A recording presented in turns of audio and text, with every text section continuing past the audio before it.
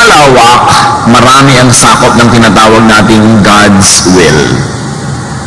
Hindi lang yun isang known, specific construct or outcome. Hindi lang isang tuldok ang kalooban ng Diyos. Kumisa ng mga dugtong-dugtong ng mga tuldok na habang niya, at kahit sa patumungtong doon, kalooban pa rin niya. Maraming unknown sa pananalig. Napakaliit ang ating alam, napakarami pa nating hindi batid. Isaiah 46, 9 to 10, I am God and there is no other. There is none like me. I say, my purpose will stand and I will do what I please. So ano yun? Anong gustong gawin ng Diyos? Nagagawin niya kung gusto niyang gawin. Hindi inilista, hindi natin alam kung ano ang sakop ng kanyang kalooban.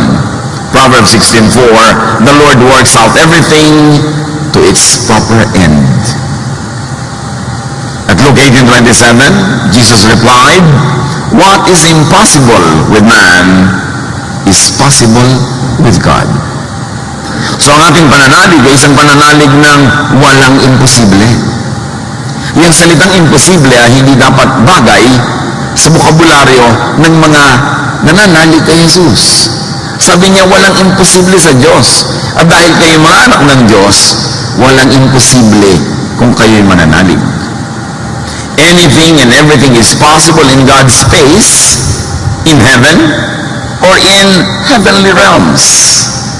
Doon sa mga kalangitan, sa papawirin, and even the short distance between our heart and the heartbeat of God, everything is possible. Believers can enter, tap into heavenly realms through faith,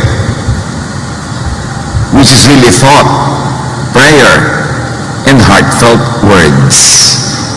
May isang hindi natin nakikita, mayroong isang invisible space, invisible heaven, invisible world, where God rules supreme, at tayo nakakapasok doon sa invisible world na yon, nabubuksan natin ang daan patungo doon sa pamamagitan ng pananalig.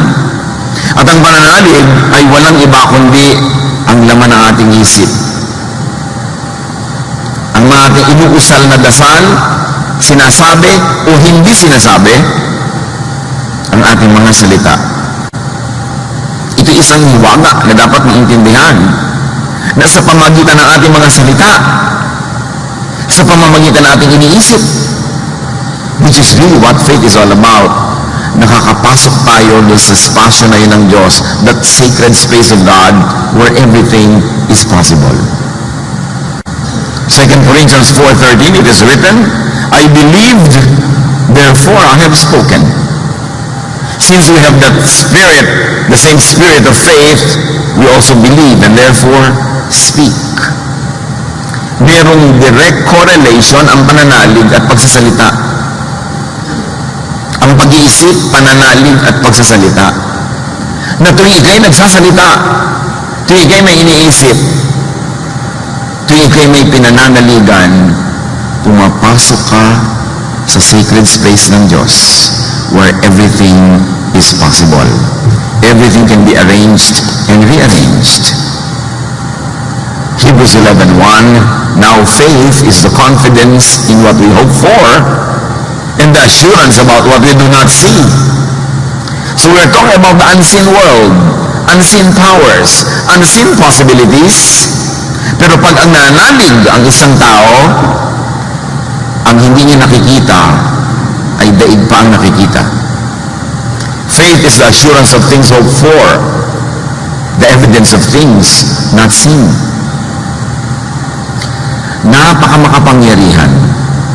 Parang mula sa physical world, papasok ka sa spiritual world where everything can be reordered and rearranged, and your entry point is faith, is thought, is prayer, is word. Napakamakapangyarihan ng salita. At yan napaka-careless ng maraming tao kung ano-anong pinagsasabi nila. Kaya tuloy ganun ang nangyayari sa buhay nila. Minubura nila yung anak nila, minubura nila yung asawa nila, minubura nila yung buhay nila. Kaya nakakadamura-mura ang buong buhay nila. Kasi ang salita ay susi sa pagpasok sa invisible sacred space. lalo't ang salitang ito ay taus-puso galing sa damdamin. Ito ang hindi batid ng marami, na may makapangyarihang kakayahan ang salita, ang isip. And believers can tap into heavenly realms where everything is possible and turn potential, turn possibility into reality. Turn spirit into matter. And this is all with faith, which is really thought. Napaka-underdeveloped and napaka-underused ang kapangyarihan ito. Na makapasok ka doon sa isang hindi nakikitang sacred space where everything is possible and you enter through thought. Kaya marami mga tao pumapasok sa impyerno, hindi nila namamalayan through thought. Pag naisip kayo ng mga bagay na nakakatakot, nakakagalit, nakakamuhi, pumapasok kayo sa impyerno. Through thought. Tumataas ang inyong blood pressure, nag-iinit ang inyong katawan, nasisira ang kalusugan sa isip pa lang. Subukan mo magselos. Mag-imagine ka na ang mahal mo sa buhay ay nasa piling ng iba. Iniisip mo lang yon, pero ang espiritu mo pumapasok na sa kabilang daigdig, sa daigdig ng pagdurusa, sa daigdig ng paghihirap. Pero subukan mo baliktarin. Na ang iniisip mo ay kagandahan, kabutihan, kabaitan. Iniisip mo ay mga magagandang tanawin. Iniisip mo ay pagmamahalan, pagtutulungan. Your spirit enters that invisible world of heaven because you are thinking heavenly thoughts. Ang buhay mo sa physical world na ito, kapatid, is shaped by your thoughts. Kahit nakaupo ka dyan, nakatayo ka dyan, nakakapit ka dyan, dinadala ng iyong spirit. Ang iyong spirit ay dinadala sa kabilang daigdig ng kung anong iniisip mo. And that world is only a thought away. Proverbs 4:23, be careful how you think. Your life is shaped by your thoughts. Kaya kung pag-iisip mo ay pag-iisip na isang tamad, ang buhay mo ay magiging buhay ng isang tamad. Walang production, walang kita, walang tanim, walang ani, walang wala. Tamad Pero kung ang pag-iisip mo ay pag-iisip na isang masipag, kahit ipinanganak ka sa hirap, hindi ka mananatiling mahirap.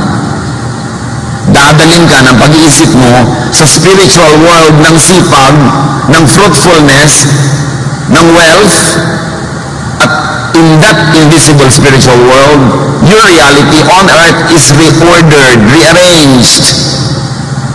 That your reality in the physical world is changed by what you think in the spiritual world. Ang mga kompositor, gumagawa ng musika, nag-iisip pa lang sila ng mga tono, nag-iisip pa lang sila ng mga huni, himig, papasok ang kanilang espiritu into that sacred space, at maaareglo nila yung buong awit, huni at tugtog na yon, at pagbalik nila sa physical world, either i-record nila, ipapiano nila, o gagawin nila mga nota, kung marunong sila magsulat ng mga nota, at ang ibinigay sa kanila sa spiritual world na tugtog, madadala nila sa physical world, at pag tinugtog nila o kinawit nila, madidinig natin lahat. They become physical material notes and sound waves that we in the material world can see and hear, which they who are artists, who are priests between the two worlds, go to that invisible world, make that invisible reality real in the spirit, and bring it back to earth. Kaya ganyan din yung mga pintor. Titingin sila sa isang canvas na walang laman, pero papasok sila into that spiritual world of inspiration. And God is God of inspiration and creation. At nabubuo nila sa kanilang isip ang isang komposisyon na ipipinta nila, at dahil sa husay ng kanilang kamay ay ipipinta nila in the physical way para makita ng ating physical eyes, kasi tayong hindi mga pintor at artist, hindi natin makikita yung nakikita niya, dahil nakikita niya lang yun sa spiritual world. Ang tunay tunay na artist na dadala niya sa physical world, yung nakikita niya sa spiritual world, at naipapakita sa ating mga ordinary mortals who are not as gifted. Ganun din ang pag-aaral ng mga hiwaga ng Diyos. May mga nag-aaral na may mga nakikita, magpatiwa-tiwari ka man dyan maghapon, di mo makita. Pero sa pupunta niya, doon sa invisible sacred space, ipinakikita sa kanya ng Espiritu. At pagkatapos ay pinagtitiwalaan siyang dali sa physical world. Gawing salita, gawing sulat, gawing libro, gawing study. At nalalaman na rin ang lahat na hindi naman original na pinagkalooban. Mahiwaga yung sacred space. Pero doon lahat nangyayari. May mga tao naman baligtad. Nag-iisip sila ng lahat ng mga kademonyohan. Pumapasok ang espiritu nila sa mga demonyo world. At yung mga nabubuo nilang masasamang balak, mga masasamang tangkain, dadali nila sa physical world, they will actualize it, they will do it. And they kill people, and they rape people, and they destroy. Because there's a very thin line between the spiritual world where everything happens and the physical world where we are limited. And through thought, through word, through faith, through prayer, we can enter that world and make things happen. Ibinigay ng Diyos sa mga anak niya na nilikha sa wangis niya ang kapangyarihan niya. Kaya sinabi, be careful how you think. Your life is shaped by your thoughts. Bakit ka ganyan ngayon? Walang ibang dapat sisihin o purihin o pasalamatan. Walang dapat na managot kundi ikaw lang. Kasi ang mundo mo nililikha ng paraan ng iyong pag-iisip. At ang iniisip mo, lagyan man yan ng religious label o hindi, yan ay prayer. And God answers prayer. On automatic. Hindi na ine-edit pa ng Diyos ang dalangin mo. Hindi hasdo, ay gandahan mo yung dalangin mo. Baka pangit ang dumating sa'yo kasi pangit ang pinag-pray mo. Pag ipinag-pray mo, pinaniwalaan mo, automatically nagaganap. Paminsan-minsan, God reorders and prevails. Pero miracle na ang tawag nun. But God has created nature to be on automatic. Hindi niya kailangang sumali sa bawat desisyon na gagawin ng nature. Bawat isang bato na malalaglag, hindi na kailangan Diyos pa ang magdesisyon. Predetermined na ang law of gravity. May dalawang nagbanggaan na tumatakbong bata, yung isa ang laki-laki, isa ang liit-liit, ang tatalsik yung maliit, kasi predetermined na ang law of velocity, ang law of physics. Hindi na kailangan, bawat isa ay makialam pa ang Diyos. Set na yan. So, anong pinag-iisip niya, mga kapatid? Lagi niyo mag-iisip na, ako, magkakasakit na ako, matanda na ako, tataas ang presyon ko, dadami ang blood sugar ko, magkakaganito na ako, magkakaganon. Anong iniisip niyo? Ano mga pinag-uusapan niyo pa nakikita-kita kayo? Paligsahan kayo ng mga sakit. Ang mga asawang babae, paligsahan ng kalupitan ng kanilang mga husbands. Ano mga pinag-uusapan natin? Prayer yan.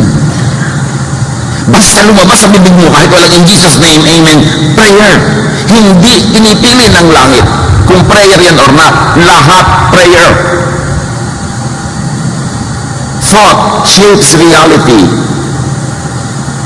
To change reality, change your thought. Paano ko po babaguhin ang buhay ko? Baguhin mo ang pag-iisip mo. Mababago yan. Wala yan sa kamay ng iba. Tingnan niyo ang mga bayan na api ng ibang mga lahi. Pag nag-isip silang palayain ang sarili nila, naghihimagsik sila, umaalma, at lumalaya. Kapag alipin ka ng iba, nagpapaalipin ka kasi. Kapag api ka, nagpapaapi ka kasi. Pag naapektuhan ka, nagpapa-apekto ka kasi. Faith is thought, is prayer. And faith and prayer moves the hand of God. Di ba lagi natin sasabi, prayer moves the hand of God? What does it mean? Prayer moves the energies of creation. Prayer moves mountains. And mountains can mean physical mountains or any other obstacle in life. Nung araw kasi yung mountain, obstacle yan eh. Pag nagbabiyahe ka, iikot ka pa ng malayo para hindi mo siya kailangan akyatin. It's an obstacle. Pero pag sa mountain, umalis ka dyan, tumabi ka, dadaan ako, sabi ni Jesus susunod sa iyo. Literal ba yun? Napakagandang isipin. At pinatunayan ni Jesus ang sinasabi niya mga literal. Binuhay niya yung patay. Inalakad niya ang lumpo. Nakarinig ang pipe at bingi. Nakapagsalita ang pipe. Hindi talinghaga, hindi alamat. Totoo that you can make things happen in the physical world by first ordering them in the spiritual world. Faith and prayer can rearrange matter. It can rearrange the physical world. What is in the mind? Isipin nyo, ano ba naman ang utak nyo? Anong iniisip nyo lagi? Pera? Gusto ko magkapera, gusto ko maghanap buhay. What is in the mind finds its equivalent in the heavens. Join forces and combines with its kind, with its relatives, with its twins in creation, and then comes back to you, manifests in the physical world. Kaya kung anong pinag-iisip mo, madalas talaga yan ang nangyayari. Yung nag-iisip na gustong magkaroon ng magandang ganitong bahay, bigyan mo ng konting taon, natutupad yun. Kasi yun ang laman ng utak niya. Yung nag-iisip na gusto niya mag-abroad, magbiyahe, give him or her a few months, a few years, makikita mo, nagpo-post na yan ng Facebook ng mga biyahe niya. So, kasi iniisip niya eh. Bakit kayo nandito ngayon? Di ba kasi iniisip niyo? Yung mga nag-celebrate ng 25th anniversary ng kanilang kasal, ba't nagkaroon ng celebration? Inisip nila, mag-celebrate sila eh. Bakit may mga pamilya nagbabiyahe together? Kasi inisip nila. Bakit may mga naghihiwalay na mag-asawa? Kasi inisip nila. Ang iniisip na tutupad. Kaya sabi, bantayan mo kung anong pinag-iisip mo. Eh, pasa bakit po yung mga ibang iniisip ko hindi nagtupad? Eh, baka naman wala sa isip na iniisip mo. Baka guni-guni mo lang na iniisip mo. Akala mo lang. Katulad ng marami nagpe-pray. In Jesus' name, in Jesus' name, in Jesus' name. Pero yung pala, mukhang bibig lang yun. Hindi galing sa puso. Tandaan nyo, yung tunay na nakakapagpagalaw, yung galing sa puso. Yung totoo. Yung taos. Matthew 21 to 22, Jesus replied, I tell you, if you have faith and do not doubt, not only can you do what has been done to the fig tree, na sinabihan niya, sana huwag ka mamunga uli at naluoy, but also, you can say to this mountain, go throw yourself into the sea, and it will be done. Naghahanap kasi si Jesus ng bunga doon sa isang puno, walang kabunga-bunga, sabi niya, nawa, hindi ka na mamunga pa muli. Kinabukasan, sabi ni Pedro, yung puno na sinabihan niyo, luoy na. Sabi niya, huwag ka ma-impress dyan, puno lang yan.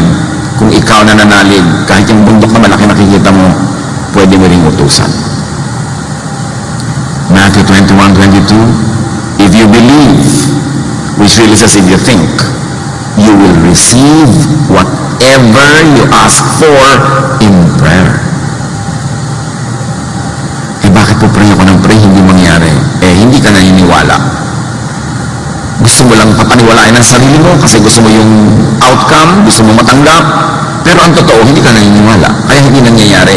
Kasi kung naniniwala ka, sabi ni Jesus, mangyayari. Ang pinakamalaking disiplina na dapat gawin na isang mananampalataya, disiplinahin ang pag-iisip. Kung may tinitirhan ang Espiritu ng Diyos sa bahagi ng ating katawan, yun ay ang ating utak at ang ating puso. Binabantayan natin kung ano ating niloloob. Kasi ating niloloob ay lalabas, mangyayari sa labas. Prayer is not only your formal or formula words. Prayer is what you think, what you believe in, what you say, and do. Kaya pag sabi, itong anak ko na to, malayo mararating ito, may kinabukasan ito, prayer yun. Pero pag sabi ko, ito wala itong pag-asa, tingnan mo lang, walang mangyayari dito, prayer yun. Sumpa yun. Prayer is what is most intense, heartfelt, numerous and consistent of your thoughts, of your words, and your body language. So pag sinuhin ninyo, bilangin nyo, ilang beses yung sinabi ang ganitong salita sa isang araw, ilang beses yung inisip ang ganitong isipin, ilang beses kayong umarte sa inyong katawan na hindi ka naniniwala, o umaasa ka. Body language. Prayer, lahat yan. Hindi kailangan nakaganito ka para ka mag-pray. Ang ginagawa mo, nagpe-pray ka. Halimbawa, nagbubungkal ka ng lupa, tinatanim mo, dinidiligan mo. Ang totoo, nagdarasal ka. Nagdarasal kang lumaki at mamunga o mamulaklak yung tanim mo. Pero may halaman, tuyong-tuyo, tinatamad ka magdilig. Dasal yung ginagawa mo, nagdadasal kang mamatay yung halaman. Hindi kailangan maging salitang Diyos in Jesus' name para maging dasal. Yun ang pinakakadiin-diin ko mga kapatid. Kasi gano'n ang karaming dasal ang sinabi nyo in Jesus' name, hindi naman natupad. Hindi magic yun in Jesus' name. Kailangan yung taos-puso. At pagtaos sa puso ang paniniwala kay Jesus, kahit di mo sabihin in Jesus' name, daig mo pang sinabi yun. Huwag daanin sa formal or formula words ang dasal. Kaya nga sabi ni Jesus, huwag niyong tularan yung mga pagan. They think they'll be heard for their many words. You are always praying. Nakikinig ka sa isang mensaheng ganito, you are praying na turuan ka ng Diyos, palagyan ng iyong pananalig. Pero nakaupo ka dyan, tapos ang yung kamay mo nasa loob ng bag, text ka ng text, ipinagpaparin mo, nawa ko maintindihan lahat. Makita ko naman yung sinasabi dito sa text. Yun ang prayer mo. Yun ang mangyayari. Because what you do with your body is prayer. You can believe and think and pray into creation and recreation of matter. May kapangyarihan ng bawat nilalang ng Diyos. Joshua 10:12 to 14. Yung labanan, napakahalaga, kailangan manalo sila Joshua, pero gagabi na, pag binilin, maiiba na ang equation. Bukas, hindi mo na alam kung mananalo na naman sila uli. Kung nakapagpahinga na yung kalaban, Joshua said to the Lord, O sun, stand still over Gibeon. O moon, over the valley of Ajalon. So the sun stood still, and the moon stopped. The sun stopped in the middle of the sky and delayed going down about a full day. There has never been a day like it before or since, a day when the Lord listened to a man. The Lord suspended all the laws of the universe, at ang araw ay hindi lumubog. Ito ba'y alamat o totoo? Natural, totoo. Pero sa layo na nang nangyari, at dahil maging mga manhid na ang ating mga pananalig, at tingin na lang natin dyan, nung lang araw lang yan, wala na yan ngayon. God is the same yesterday, today, and tomorrow. And what faith can procure from sacred space, from heaven, from God's power, is immeasurable. Prayer gets answered. Ang hindi lang nga natin batid, yun lang pala nagmumura na tayo, prayer na yun. Yun lang palang iniinom mo yung gumot. Basta hindi naman daw tatalab sa akin. Ang prayer mo, huwag kang tatalab. Sinasabi mo iniisip mo. Kaya may mga pasyente, tinest yung isang grupo, pinainom ng tunay na gamot, at yung isang man, pinainom ng gamutan lang, pero hindi gamot. Yung mga pinainom ng gamot-gamutan, nagalingan din, nananalig sila kasi nagamot yun. Yun ang tinatawag lang placebo effect. Their faith turned the placebo material into medicine. You see, and even now, science tells you that. Medicine tells you that. Pag nananalig ka sa doktor, gumagaling ka. Pero nakita mo yung doktor, sabi mo, kalansay ang doktor, anak. Paano ka nga gagaling? Ang tingin mo pala sa kanya, si kamata yan. Doon tayo walang kadisiplina. Yung iisipin mo, yung gusto mo mangyari. Matthew 21:22, if you believe, you will receive whatever you ask for in prayer.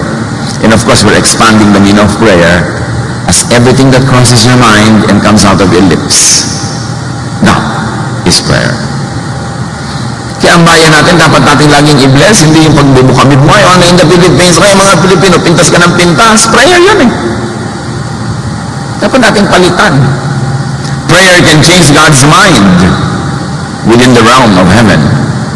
Maraming theologian will be scandalized pag sinabi mo, no, prayer doesn't change God's mind. Genesis 18:32. Then he said, "May the Lord not be angry," si Abraham ito, "but let me speak just once more. What if only 10 can be found there?"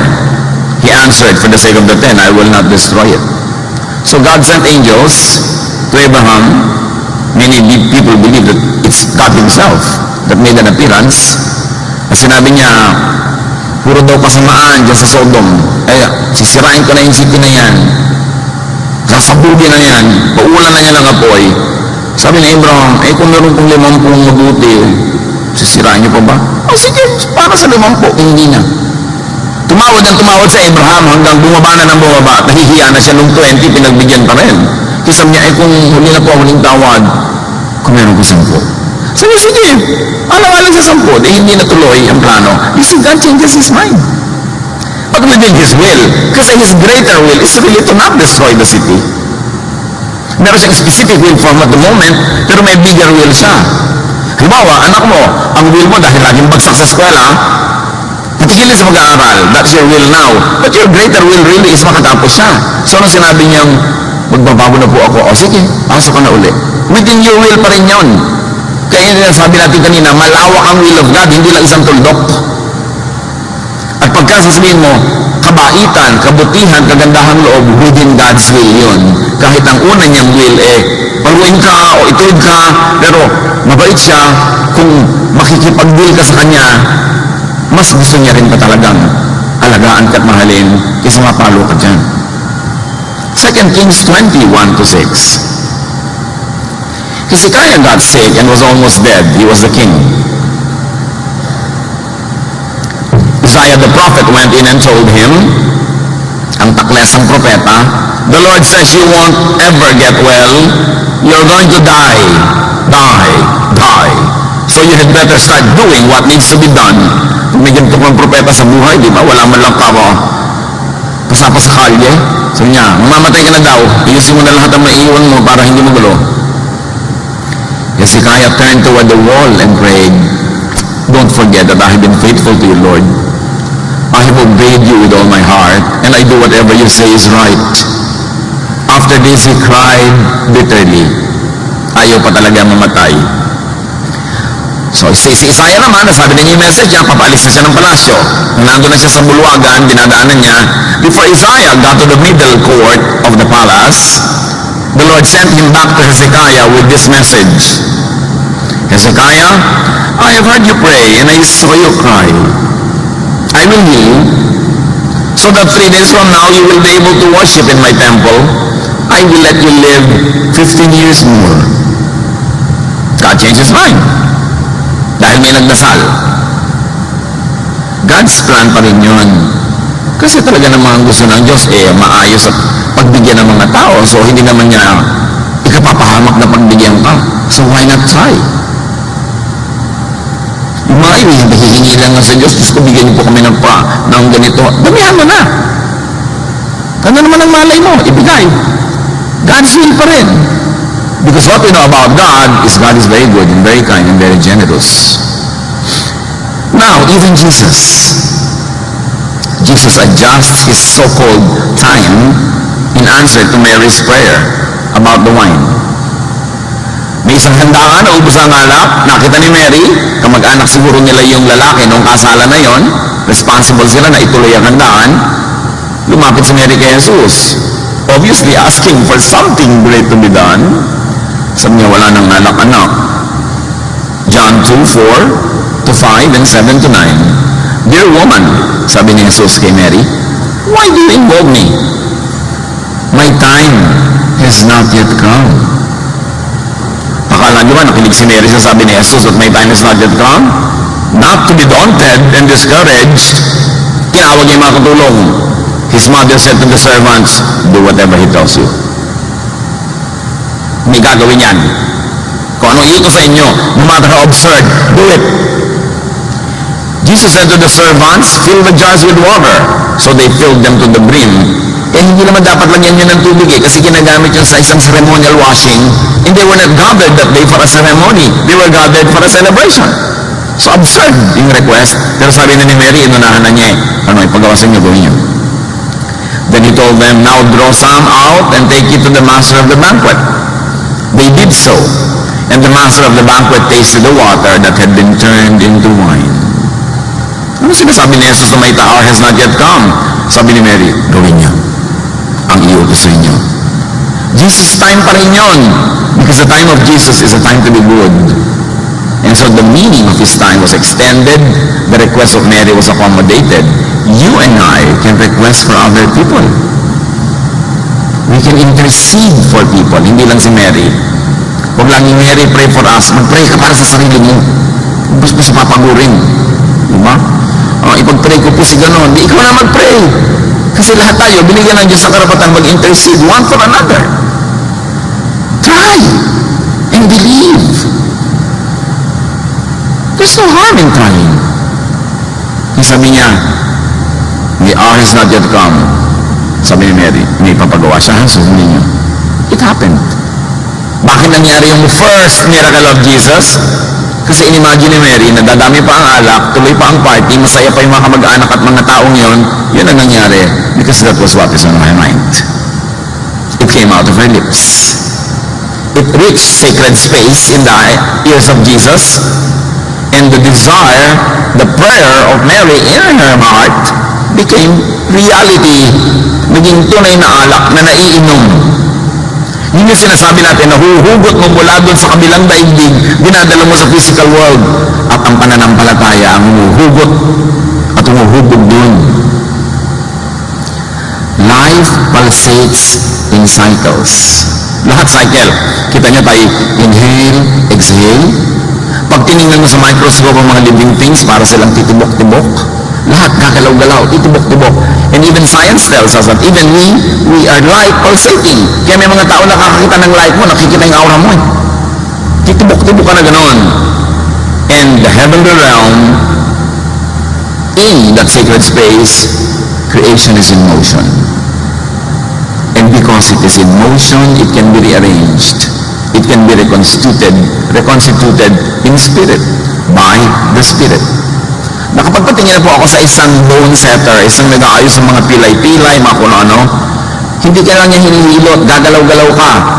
Halimbawa, papagalaw-galawin ka niya, at sa gitna ng galaw mo, doon niya imamanipulate yung joint mo while you are moving. Because in between points and in between positions, there's a great possibility to maneuver. Kaya halimbawa, masakit ang balikat mo, gaganong-gaganin ka niya, pag wagalaw, tsaka bigyan niya, iniintay niya kung saan maganda yung timing. At ganun ang creation. Everything is moving. Kailan magandang pumasok at sumingit. Between dry season and wet season, between cold and hot, may mga in-between. Kasi nagpapalsate, puro cycles ang buhay. 1 Kings 17:1, Now Elijah told King Ahab, As surely as the Lord lives, there will be no dew or rain during the next few years until I give the word. Sinabi ni Elijah, there will be no rain, hindi hahamog. Napakatagal na panahon hindi humamog.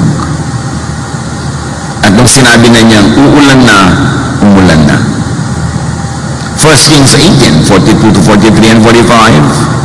Elijah climbed to the top of Mount Carmel and bowed low to the ground and prayed with his face between his knees. Medyo mahirap gawin ito. Ewan ko kung gusto niya subukan.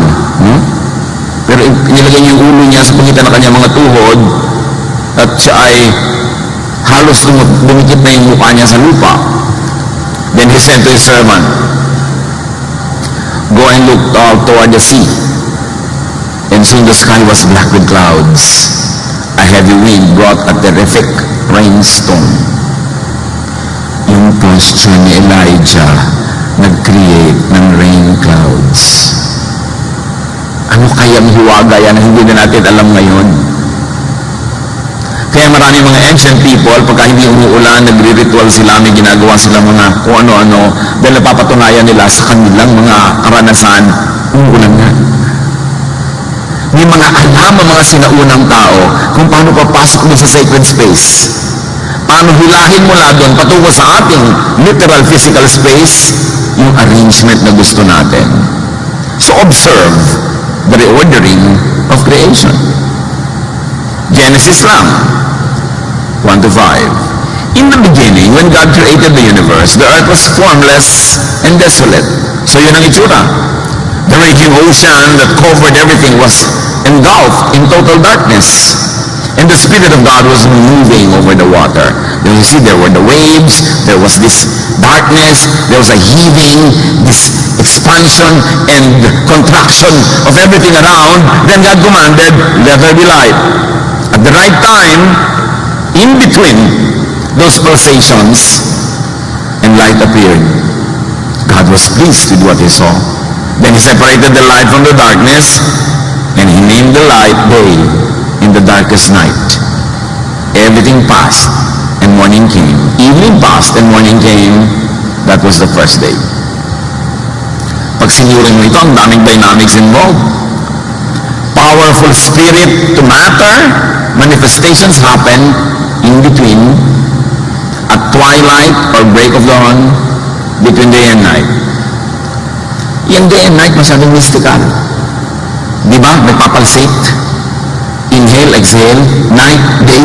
Sa pagitan ng night and day, dyan maraming kababalagan nagaganap.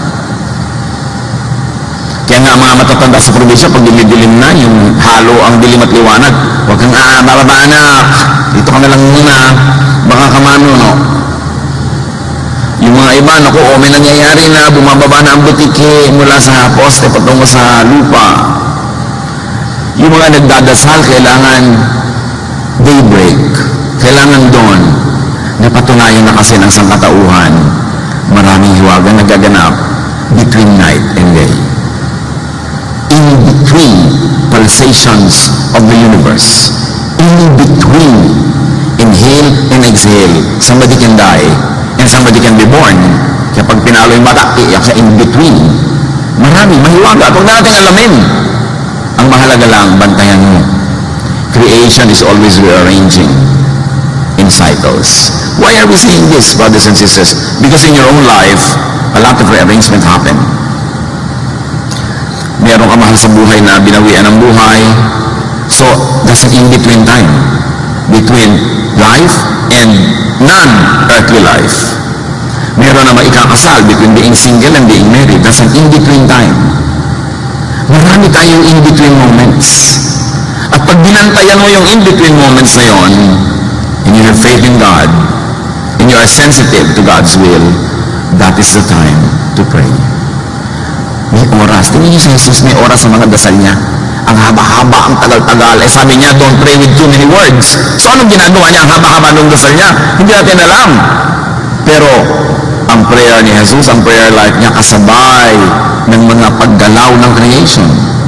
Hindi ito isang superstition. Sa Bible, ang daming example. Ang nalimutan na lang kasi natin maging spiritual. Ginagawa na lang natin parang mechanical. Magpe-pray ka na lang kahit kailan, kahit anong oras. Kasi sabi, pray without ceasing. Kasi you think without ceasing. Even you're asleep, you are thinking unconsciously. Yun ang prayer mo without ceasing. What you think of. Creation is always rearranging. Ecclesiastes 1:5-7. The sun still rises and still goes down, going wearily back to where it must start all over again. The wind blows south and the wind blows north, round and back again. Every river flows into the sea, but the sea is not yet full. The water returns to where the rivers began and starts all over again. Cycle lahat. Kaya yung laging lalabas sa dyaryo pagka medyo March, April, o wala ng tubig ang Angat Dam, natatakot na ang lahat. Mamaya naman, flooded na, natatakot na naman ang lahat. Laging ganun nauubos at dumadami kasi cycle nga eh. Alam naman hindi na umulan kahit kailan. Sa puputay maulap. Cycle ang lahat, kaya hindi ka dapat matakot. Yung tinatawag niya Jesus na end of time, it was an end of a time cycle. Perhaps a climate cycle, a political time, a political climate, a religious regime. The end of time doesn't mean the end of the planet. It's the end of a cycle. And at the end of every cycle, a new cycle begins. Kaya kung minsan parang may namatay sa buhay mo, mahal mo parang the end na ang lahat, pero kung nanalig ka at binuhay mo ang iyong loob, a new life actually begins. Kasi wala naman talagang end. You know why there's no end? Because God is the beginning and the end. He's the Alpha and the Omega. Every Omega, there's an Alpha that happens. Every ending, give space to a new beginning. Cycle ang lahat. Kaya pag namatay ang physical body mo, magsisimulang mabuhay ng namamayag pagkat namumulaklak ang yung spiritual life. Something ended, a new begins. A new thing begins. Pag naintindihan natin lahat yan, mawala yung mga fear. Mga needless apprehensions. At magkakaroon tayo ng very powerful prayer life because in between cycles, at the end of each time cycle, are great openings for change. May mga cycle na halimbawa, bata naging binatilyo, one cycle ended, another begins. Pag tama ang pasok mo sa pagkabinatilyo mo, ang ayos ng pagbibinata mo. Pag mali ang pasok mo, ang gulo-gulo ng iyong pagbibinata. Pag papasok ka sa isang married life, na ang tama ang pasok mo, ang ayos-ayos ng iyong married life. At pag ang gulo-gulo, maghintay ka ng bagong cycle, nagkaroon kayo ng anak, wow, another cycle begins. It's time to change. Bigla kayo nagkapera, yumama kayo, another cycle can begin. Dapat maganda ang pag-handle mo niyan para maganda ang maganap. Laging may pagbabago. May chance na magbago. These movements in creation presents potentials of and opening for reordering the order, for rearrangements, for recreation. God creates, we recreate. We rearrange. So watch for seasons. Watch for end of seasons. Kita nyo, mga end of season sale lang nga, di ba? Magkakaroon ng sale kasi tapos ang Pasko. So may bago na namang cycle magbibigyan. Di maganda mamili. In between. Hindi yung lahat namimili, ang sikip-sikip, pila-pila, ang mahal-mahal. Pasko kasi, December 26, 50% lahat. A new cycle begins. Kung matalino ka, dapat nakikita mo na yung cycle na yon. Huwag kang bibili ng mga before Christmas, ang mahal lahat, ang tagal pa magbayad, pila. December 26, sale. Tapos yung matitira pa, January 6, super sale. Tataas uli yan kasi magte-February 14 na. Di ba? A new cycle will begin. A new cycle of shopping. Kaya kailangan nando ka sa gitna, marunong kang tumempo. Siyempre, pagkatapos na naman ng Valentine's Day, kung ano-ano ini-invento ng mga restaurant at mga tindahan para magkaroon ng bentahan, Mother's Day, Father's Day, Grandmother's Day, Cousin's Day, di ba, mga classmate day, high school day, para another cycle of shopping and eating happens. Kaya minsan namamanipulate tayo ng mga ganyan seasons, mga man-made seasons. So, watch out for seasons. Kahit kayo mag-asawa, kung minsan nagkakatabangan na kayo para lumalayo lang sa isa't isa, hintayin ninyo na may mag-end. Huwag namang end ng buhay niya. Yung may mag-end na isang season. Halimbawa, end ng inyong paghihirap, end ng inyong kawalan ng pera, o end ng sakit ng isa. Then may magbabagong cycle. It's a time to seize the moment and introduce wonderful changes brought about by your prayer, by your faith, by your informed knowledge of God. Ecclesiastes 3, 1-8. Everything on earth has its own time and its own season. There's a time for birth and death. Huwag kang magtaka may namatay. Pastor, bakit po namatay siya? Pinanganak siya eh. Natural mamamatay siya. Bakit po ngayon? Kaya kahapon. Kailan? Bukas. Ganon din yun. Kahit next year, ayaw mo pa rin. Tanggapin. Hagi yun ang buhay. There's time for birth and death, for planting and reaping, for killing and healing, destroying and building, for crying and laughing, for weeping and dancing. Dapat lang kung ano yung time, yun sumakay ka doon. Huwag mo kontrahin. There's a time for throwing stones and gathering stones, for embracing and parting. Yung mga magnobyo, sana naman huwag naman kayo sa escalator mag-embracing sa ibang lugar, no? Pero yung iba naman para mauubusan ng nobyo kung makasampay, escalator naman. Konti naman, kunwari, conservative ka. Di ba? Kasi nakaka-disturb na sa ibang tao yan. There's a time for embracing, there's a time for parting, there's a time for finding and losing. Alam nyo, in everyday life, something is lost, something is gained. May nawala. O ganon, sabihin ganon. Ecclesiastes 3:6. There's a time for losing. Huwag ka na magmukmok. Nawala na. Hinanap mo, hindi mo na nakita. End of it, move on. Kasi another cycle will begin. When you lose something, another cycle of gaining something will come. But if you're always looking backward to what you lost, you don't have time to look at what you're gaining, you lose time. There's a time for keeping and giving.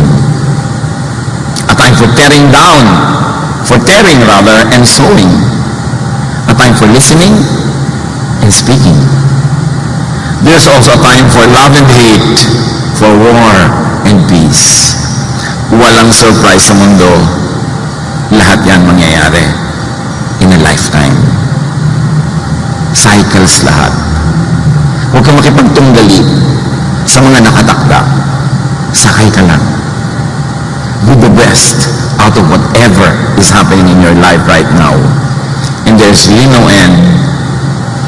The end is only a pause for yet another beginning. The end of a dream is not the end of the world. The end of a career is not the end of your life. The end of a romance is not the end of your well-being. Walang end. Everything continues to recycle. And strongly, at in-between and ending times, sa pagitan ng ending at beginning, nandun ang very strong presence ng Diyos, the Alpha and the Omega, where the ending becomes tangent with the beginning. Where at one point, the ending meets the beginning, that is where God works most powerfully. Kaya tatandaan nyo, may nag-e-end. Nag-retreat ka, nare-realize mo yung mga kamalian. That's the end of that ignorance. God is so strongly present because there's a new beginning that will happen. Because God is the beginning and the end. Even the arrangement, kung gusto mong gawing geometric arrangement yung mga verses na ito, makikita mo where it is most powerful to introduce changes in your life.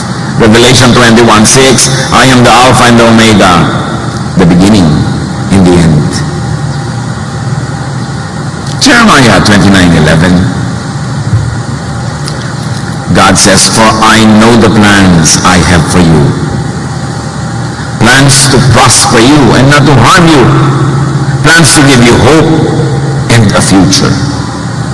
So sa Diyos ka kumapit, hindi sa tao, hindi sa pera, hindi sa career, hindi sa anything. Kasi pag sa Diyos ka nakakapit, dumating at umalis lahat yung mga yon, nakakapit ka kay Alpha and Omega, you are secure. Yung kaligayahan mo, make it co-existent with the presence of God, not with the presence of just people, because people come and go. Not with the presence of material things or success, because success can sometimes become like failure. At hindi ka dapat up and down, kung saan ka dali ng alon, steady ka lang, because you are standing on the rock. The solid foundation of our faith, the love of the Father, revealed in Jesus. It's time to operationalize religion and faith into something that brings you a steady emotion, stability, kindness, goodness, faith. And no matter what the end seems to say, it's always just the beginning of a new cycle. Huwag sobrang lumingon sa natapos na. Huwag sobrang tumingala sa malayo pa ang atupagin yung narito ngayon, here and now, because here and now is the only thing you have. Now is the only time you have. Yesterday is gone, tomorrow is not yet here. You have now. Don't waste now. John 12:24, a grain of wheat that falls in the ground will never be more than one grain unless it dies. But if it dies, it will produce lots of wheat. So ipinapakita ni Jesus, huwag kang sobrang malungkot pag may namamatay, kasi ang pagkamatay ng isang bagay, isang nilalang, ay pagsimula ng isang bagong buhay in many other forms. Apply it in daily life. Because many people that we love, many things, many animals and plants that we love can die any moment. We grieve, we are sad, but we are never hopeless. Because an ending ushers in a new beginning. Just open your eyes and believe. Modify, rearrange, change, recreate your reality, your physical world with faith. Kahit sa health, mga sakit, mga disabilities, manalig sa ibig mangyari at manalig para mangyari. Remember, faith is prayer and prayer gets answered. Change reality with thought. Isipin ang ibig mangyari. Huwag niyong isipin yung ayaw niyo mangyari. Bakit niyo papatagalin sa loob ng inyong isip, sa inyong guni-guni ang ayaw niyo? Yun ang nagiging prayer niyo. Huwag mong iniisip na, naku, ang asawa ko mamamatay, maghihirap ako, ganito. Yan ang naman ang utak mo, palitan mo yun. Isipin mo ang ibig mong mangyari, hindi yung ayaw mo mangyari. At isipin para mangyari. Because by now, we have already established beyond doubt na pag iniisip mo nangyayari. Proverbs 23:7, for as he thinks in his heart, so is he. Romans 12:2, do not conform to the pattern of this world, but be transformed by the renewing of your mind. Huwag kang makiayon sa takbo ng nangyayari kahit kanino na lang. Baguhin mo ang nangyayari. Baguhin mo ang iniisip mo. Change your world by changing your thought. May mga bata na lumaki sa hirap na hirap sila, masikip ang bahay nila, wala silang makain. Sinasabi ng bata ito, ayokong lumaki ng ganito. At yung mga may ganun iniisip, yun yung nagsisikap, yun yung may ginagawa, and give them 10-20 years, iba na ang buhay nila kaysa sa mga magulang nila. Kasi hindi nila tinanggap ang buhay bilang ganun lang, naiiba. Pero yung mga, ganyan lang talaga yan, wala tayong magagawa. Talagang kakamatayin din niya yun. Kasi sa isip pa lang niya, wala na siyang gagawin eh. Ganito na ako eh. Wala na akong magagawa tungkol sa sarili ko. Paano yung mangyayari sa kanya? Siya na mismo ang nagdikta doon sa sacred space na panatilihin siyang ganun. Change yourself by changing your thoughts and words about yourself. Kaya nga lagi ko rin pinapaalalahanan yung mga prayer leader, mga sa church, kahit sa church, na yes, nagkakasala tayo, yes, nililinis tayo ng Diyos, but we must focus on the finished work of Jesus. That by His wounds we have already been healed. By His blood we have already been cleansed. Because of His sacrifice, we have already been made holy by the Father. Tapos tinagdado sa kanyang po, ang dumi-dumi ko po, di po ako karapat-dapat magdasal. Eh, ba't nagdadasal ka pa? Di ka pala karapat-dapat dyan. Diba? Wala po ako, marumi po ako, isa po ako ganito. Nung araw yun, bago si Jesus namatay para sa iyo, wala mo naman nakamatayan ni Jesus. Ang paglilinis sa'yo, wala naman ang utak mo, kundi nagkasala ka, marumi ka, kulang ka. While it is happening in your reality, only in your earthly reality, in sacred space, in heaven, it is not happening because Jesus already made you clean. God looks at you as a holy person because you were cleansed by the blood of Jesus. So when you stand to pray, thank God, thank you Lord that I have been cleansed. Hindi na yung dumi-dumi ko po, alam ko na yan. Diba?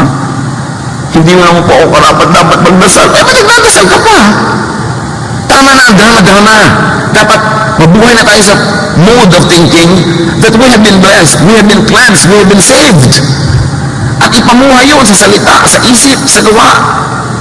Hindi puro laging inuusig bang yung kapwa sa kasalanan niya na parang hindi namatay si Jesus para sa kanya. Laging yung dumi niya ang pinag-uusapan natin na parang hindi siya hinugasan ng dugo ni Kristo. So, kung lagi mong sinasabi, lagi mong iniisip ay marumi ka, magiging marumi ka nga. At lagi niyo lang iniisip ko sa iyong kapwa, at least sa iyong mundo, madumi siya.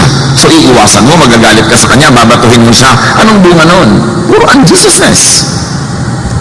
Kaya sa isip pa lang, dinidisiplina na natin. You are already a forgiven people, a royal priesthood, a sacred nation before God. Take your destiny, take that gift, and live in it. Enjoy it. Don't make it as a license to be bad and to continuously to do wrong, but when you have to choose what to think of, kung marumi ka o malinis, isipin mong nilinis ka ni Jesus. Nai-insulto naman siya na matapos kanyang hugasan yung puro doon mo pa rin ang topic. Kaya nga sinabi niya, if we commit sin, He's faithful and we can be forgiven. And you can, if you want, confess again. Pero hindi yun ang dapat ang center ng buong ginagawa. Isang maliit lang dapat yun na tapusin mo na yan and then move on to receive blessings, to be a blessing to people. Do not be obsessed with sin. Meron po, pastor, mag-preach naman po kayo ng sin. Marami pong sinner dito. Mag-preach po kayo sa sin. Of course, kaya nga namatay si Jesus eh. The rising of Jesus from the dead is the greatest preaching against sin that is already been paid for. It is not a license to do wrong, but it is a joy to always remember and to live by and to live with. That is what it means to be a Jesus believer. Romans 8:5-6. Those who live according to the flesh have their mind set on what the flesh desires. In other words, thought on the flesh means life in the flesh. But those who live in accordance with the Spirit have their mind set on what the Spirit desires. In other words, thought on the Spirit leads to a life in the Spirit. The mind governed by the flesh is death, but the mind governed by the Spirit is life and peace. In other words, life or death depends on what governs your thought. Sisigla ka o tatamlay, mabubuhay ka o mamamatay, sasaya ka o lulungkot, kung ano ang pinipiliin mong isipin. So recreate your reality with prayer. And we can include yung formal prayer. Pero hindi natin masyado lagi na-emphasize yung formal prayer because everything you do nga is prayer. Pero yung formal prayer, manalangin para sa ibig mangyari at manalangin para mangyari. Philippians 4:6, do not be anxious about anything, but in every situation, by prayer and petition, with thanksgiving, present your request to God. Kita nyo may thanksgiving na kasi tinatanggap niya na ibinigay na. Huwag yung Lord, tatanggap po ako ng pagpapala. Ang timing na ginawa mo, hindi pa nangyayari, tatanggap. So sasabihin sa'yo ng sacred space, sasabihin sa'yo ng heavenly realm, o sige, tatanggap. Nasaan na po? Tatanggap. Nasaan na po? Tatanggap. Naka-future tense ka. Tapos sa prayer mo, salamat po, tinatanggap ko na. O ayun, tinanggap mo na kasi naka-present tense ka Sa format pa lang ng prayer mo, hindi matutupad kasi laging tulutan mo po. O sige, tutulutan ko. Ba't wala pa mo? Tinutulutan ko pa lang. Pero hindi pa nangyayari. Kaya sabi nga ba, di ba sa Bible, when you pray, believe that you receive it. So do not pray for anything that you do not believe in. It will be a waste of time. But believe. Recreate your reality with word. Ito ang pinakamadali. Kasi conscious tayo with words. Sabihin nyo ang ibig mangyari. Hindi yung ayaw nyo mangyari. Baka naman hindi ka makagraduate, anak. Bakit yan ang sinasabi niyo, nanay? Sabihin niyo, gagraduate ka. Bakit yung negative ang sinasabi niyo? Naku, yung asawa mo, mukhang kakaliwain ka niyan, anak. Huwag niyo naman po kami isumpa. Sasalita pa lang kayo, kaliwaan agad ang sinasabi niyo dyan. I-bless niyo naman kami, huwag niyo kami i-crush. Diba? Yung tatakbo pa lang, naku, madadapa yan. Hindi ko kaya. Walang mangyayari. Sayang. Ganyan-ganyan ang vocabulary ng maraming tao. So look at their lives. Sabihin nyo ang gusto nyo mangyari. At sabihin nyo para mangyari. Kasi pag nangyari na sa utak nyo, papasok kayo sa sacred space, kinukuha nyo yung sagot, dadali nyo sa physical world. Kaya sabi sa Psalm 19:14, let my words and my thoughts be pleasing to you, Lord. Be in accordance with your will. Ecclesiastes 5:2-3, sa mga maraming pinagsasasabing hindi dapat, God is in heaven and you are on earth, so don't talk too much. If you keep on thinking about something, you will dream about it. If you talk too much, you will say the wrong thing. Pastor, napanaginipan ko po yung asawa ko po nagtataksil. Napanaginipan mo o isip ka ng isip? Isip po ako ng isip, kaya mo napaginipan. Tumigil ka na kayo isip ng ganyan. Kasi inisip mo, nangyari na sa panaginip mo, kung malakas ang pananalig mo sa iniisip mo, matutupad kamahalan. Kasi yun ang iniisip mo. Recreate your reality with action. Gumawa para sa ibig mangyari. Gumawa para ang ibig ang mangyari. Gusto mong umunlad, anong ginagawa mo sa buhay? Gusto mo umasenso sa trabaho, ano ginagawa mo araw-araw? Absent ka, late. Tapos gusto mo umasenso? Iba ang ginagawa mo. Ang papakinggan ng langit, yung ginagawa mo, yung body language. Kahit pray ka ng pray, Lord, bigyan niyo po ako ng promotion, bigyan niyo po ako ng promotion, in Jesus' name, in Jesus' name. Kahit pa mamamanat ka ng in Jesus' name dyan, kung tamad kang ganun, wala kang ginagawa, yun ang prayer mo.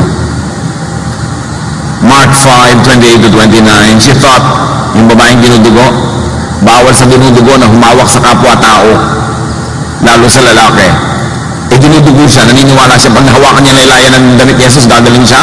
Nilabag niya ang batas, hinawakan niya. She thought, if I just touch his clothes, I will be healed. Immediately, her bleeding stopped, and she felt in her body that she has been freed from suffering. May ginawa. Hindi lang siya nanalig, may ginawa. The point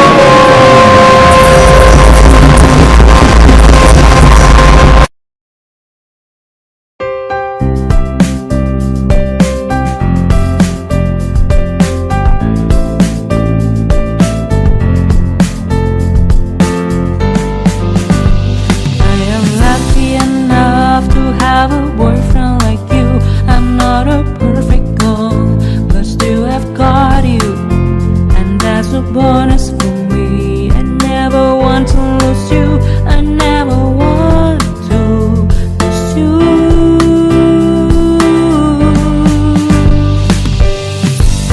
You will not believe, but it is true when I say that you are the more important person in my life.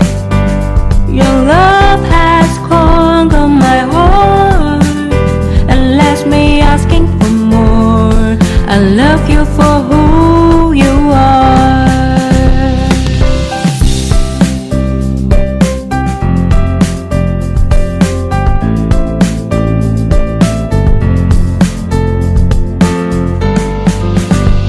I am lucky enough to have a boyfriend like you.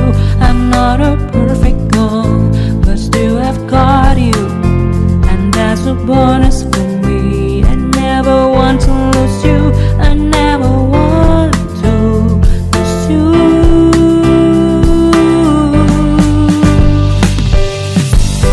You will not believe, but it is true when I say that you are the more important person in my life.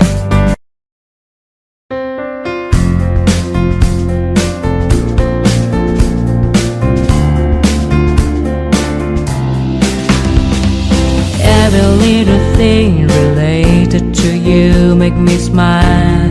I know you are doing hard work to make things possible. I want to let you know that I am with you, and I will be forever.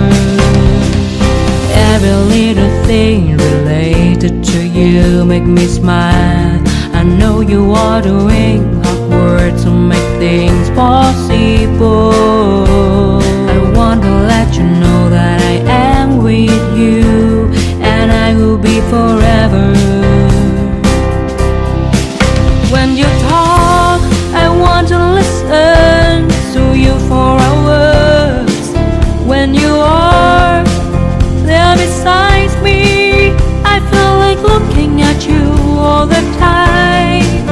My love for you will never really change. Just want to tell you that you mean a lot to me.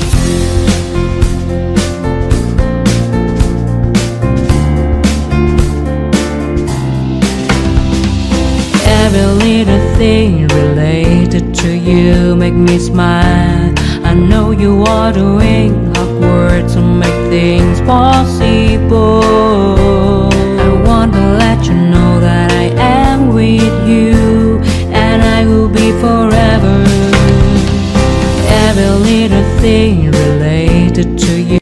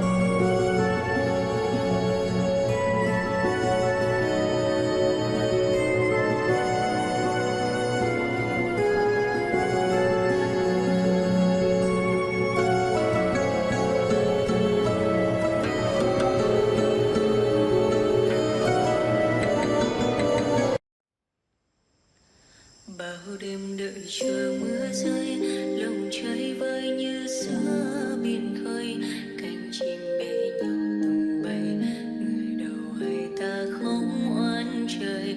Bao năm tình yêu chưa phai, giờ chia hai đôi lứa lạc nhau, lối gió số phận đã không an bài.